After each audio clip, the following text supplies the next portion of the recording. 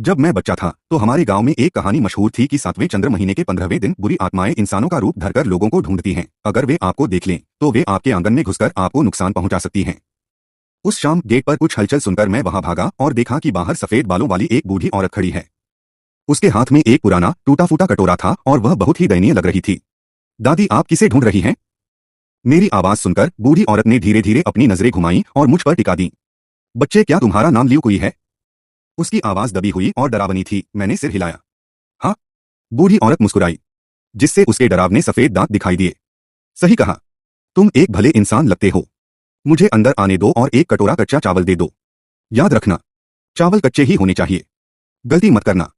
जब उसने कच्चे चावल कहा तो उसकी आंखें फटी की फटी रह गईं और उसकी आवाज में एक अजीब सी ठंडी गंभीरता आ गई। वह नजारा सचमुच डरावना था। आज 7वें महीने की 15 तारीख है। मैं आपको देख नहीं सकता। मेरे इतना कहते ही, बच्चे, उसने दुख भरी आवाज में कहा, मैंने 3 दिनों से कुछ नहीं खाया है। मैं भूख से मरने ही वाली हूँ। प्लीज मुझे बचा लो। बुढ़िया के चेहरे से आंसू बह रहे थे और वह बुरी तरह रो रही थी, फिर भी उसके चेहरे पर एक अजीब सी खुशी थी। मुझे गांव के बुजुर्गों की बात याद आई कि भूत रो नहीं सकते, न ही वे रोने वाले चेहरे के हाव भाव बना सकते हैं। भले ही भूत की चीख पुकार कितनी भी दुख भरी क्यों न हो, उनके चेहरे पर हमेशा एक मुस्कान बनी रहती है। मेरे शरीर में सिहरन दौड़ गई और सिर के बाल खड़े हो गए।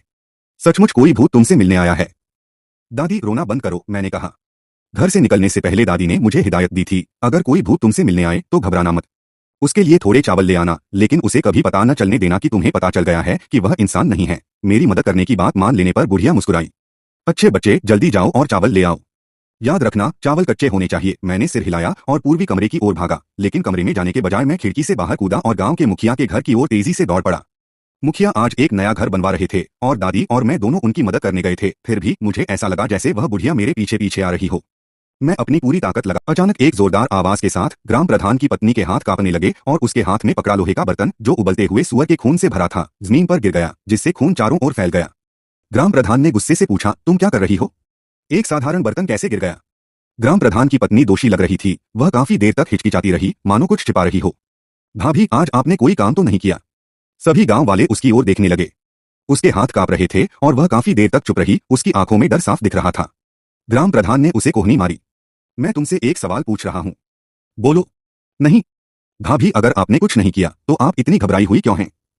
आप झूठ नहीं बोल सकती। ग्राम प्रधान ने अपनी पत्नी को गुस्से से घूरा। सच बताओ, झूठ बोलने की हिम्मत तो।